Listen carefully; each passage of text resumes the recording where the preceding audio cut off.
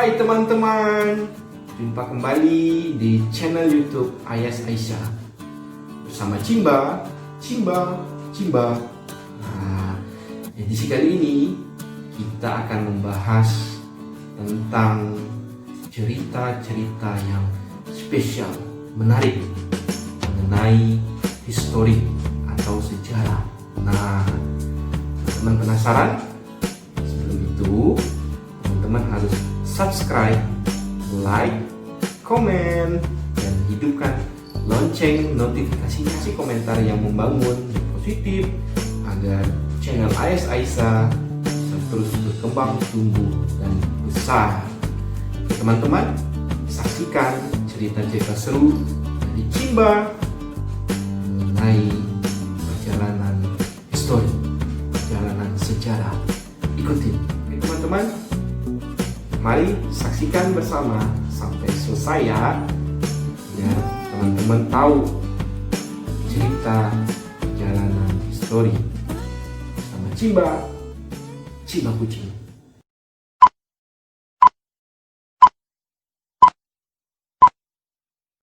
Selamat datang di rumah sang proklamator teman-teman.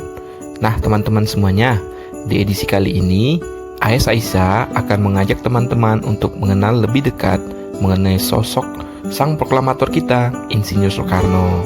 Selama tinggal di Bengkulu, tepatnya di rumah pengasingan beliau saat diasingkan di Bengkulu. Ayo teman-teman, saksikan terus ya YouTube channel Ayas Aisyah. Jangan lupa di subscribe, like, dan hidupkan loncengnya, serta berikan komen-komen yang positif agar YouTube channel ini semakin besar dan semakin menyajikan konten-konten yang inovatif, kreatif, dan menambah pengetahuan kita semua. Mari teman-teman, saksikan ya. Selamat menonton. Dari tepi jalan, rumah dengan halaman luas dan rapi itu terlihat tak ubahnya rumah warga kebanyakan.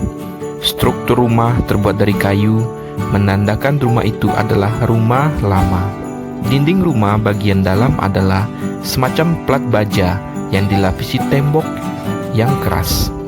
Rumah itu terdiri atas 5 ruangan, yaitu 1 ruang kerja di bagian depan, 1 ruang tamu, 1 kamar tidur tamu, dan 2 kamar tidur keluarga. Di rumah kecil itulah bersemai cinta kasih yang ikut menentukan sejarah bangsa ini. Terletak di jantung kota Bengkulu, rumah yang berada di Kelurahan Anggut, Kecamatan Ratu Samban itu adalah rumah yang pernah ditempati salah seorang proklamator bangsa Indonesia, yaitu Insinyur Soekarno.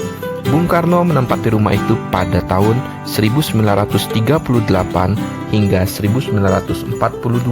Bung Karno menjejakkan kaki di Bengkulu pada tanggal 14 Februari 1938. Sebelumnya, beliau bersama istrinya, yaitu Ibu Inggit Garnasi, serta anak angkatnya, Ratna Juami.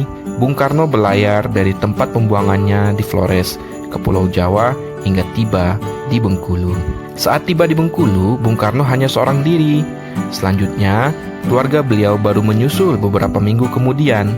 Sementara waktu menunggu rumah pengasingan tersebut diperbaiki, Bung Karno ditempatkan di Hotel Sentrum. Hotel itu sekarang sudah tidak ada lagi. Posisi hotel itu, jika masih ada, tepat di seberang kantor Bank Indonesia Bengkulu.